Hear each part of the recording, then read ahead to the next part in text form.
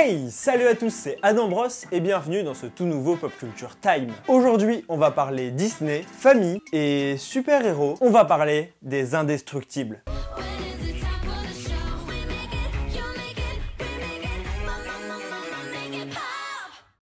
Je vais donc commencer par vous présenter un peu la création des Indestructibles, puis dans la suite, donc l'analyse, je vais vous proposer une théorie sur les Indestructibles 2. Sachant qu'au moment où je tourne cette vidéo, je n'ai toujours pas vu le film, donc il n'y aura vraiment aucun spoil, c'est purement de la théorie. Bref, Les Indestructibles est un film Pixar, donc Disney, qui est sorti en 2004. En réalité, tout commence en 1993, quand Brad Bird, un scénariste qui aspire à percer dans le milieu du cinéma, invente une histoire avec une famille de super-héros. Il mettra finalement ce projet quelque peu de côté pour réaliser son premier grand long métrage, Le Géant de Fer. Bref, son film Le Géant de Fer sort en 1999 et est produit par Warner Bros. Seulement le film déçoit au box-office, donc Warner Bros est plus trop chaud pour produire un autre film de Brad Bird. Le scénariste se tourne alors vers un de ses amis qui travaille à Pixar, à qui il pitch le film. L'intrigue serait donc celle d'une famille de super-héros, en rendant hommage aux années 60. Et oui, l'histoire se déroulerait dans les années 2000, vue par les années 60. En gros, le rétro-futurisme. Mais j'en ai déjà parlé sur la chaîne.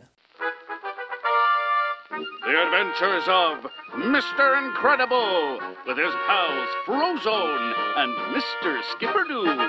Pixar est convaincu par l'idée et en 2000, Brad Bird est engagé pour scénariser et réaliser le film. Et pour l'anecdote, ce sera le premier film Pixar uniquement constitué d'humains en CGI. D'ailleurs, la production du film n'a pas vraiment été simple. Alors, je vais pas vous raconter tous les détails parce que c'est assez technique, mais en gros, Brad Bird était habitué à bosser à la 2D et là, c'est la 3D. Finalement, Les Indestructibles ne coûtera que 90 millions de dollars.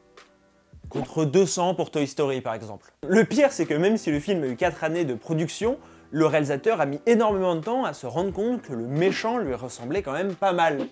Et c'était trop tard, il pouvait plus changer son physique. Bref, le film sort en 2004 et c'est un carton. Tout le monde adore, petits et grands, fans ou pas fans de super-héros. Brad Bird l'explique par le fait que le film est avant tout basé sur les problèmes familiaux, plus que sur les super-héros. Mais on va y revenir un petit peu après dans la théorie. Ils ont tout enregistré, mais tu t'en es quand même tiré. Waouh! T'es vraiment une fusée. Et à quelle vitesse tu courais? Bob, pas question de l'encourager. Je ne l'ai pas encouragé, je lui ai demandé à quelle vitesse...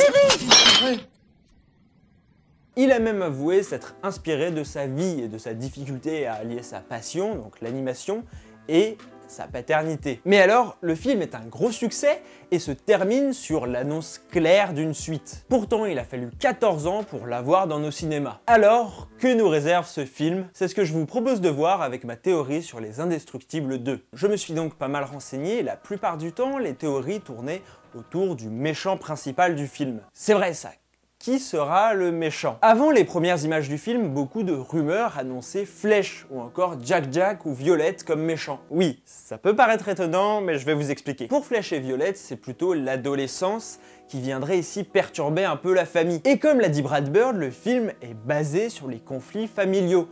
Donc un éclatement de la famille des Indestructibles pourrait être une très bonne intrigue selon moi. Et cela serait donc poussé par l'adolescence et le fait que Flèche et Violette en ont peut-être marre de leurs parents.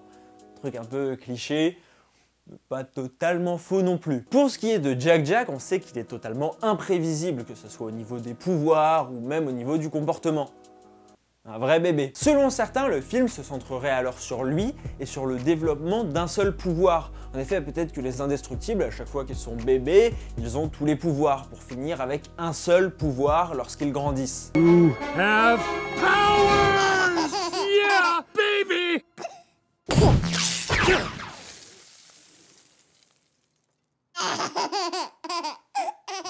Le film aurait pu tourner autour de ça et de ces dilemmes avant la première bande-annonce, qui annonce dans les dernières secondes très clairement le méchant du film, qui est l'hypnotiseur. Et là vous vous dites sûrement, bon bah ok, alors toutes les théories qu'il a énoncées avant sont complètement bidons. Sauf que non, justement. Quel va être le pouvoir de l'hypnotiseur?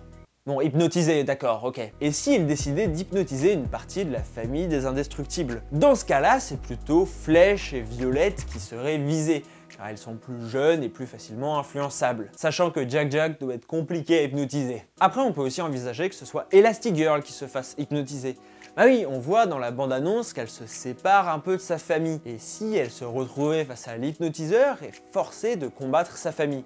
Ça pourrait être intéressant aussi. Cela permet évidemment de faire ressortir des aspects profonds des personnages et vraiment de construire une identité. Et comme d'habitude, j'ai envie de me servir de la section commentaires pour en débattre avec vous. Sachant que vous pouvez regarder les commentaires tranquillement, je supprimerai s'il y a un spoil, il n'y a pas de souci. Quelle est votre théorie à vous?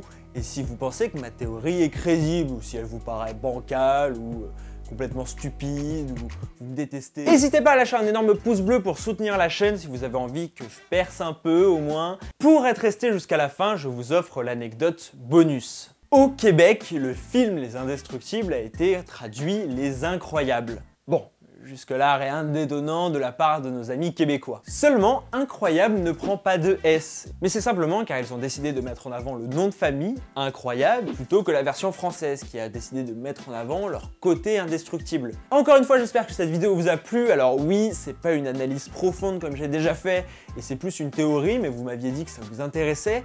Et surtout, je viens de passer le bac ce matin. On se retrouve donc dimanche prochain à 17 h pour une nouvelle vidéo sur un artiste. Si vous avez suivi l'onglet communauté cette semaine, vous savez de qui il s'agit. Ciao!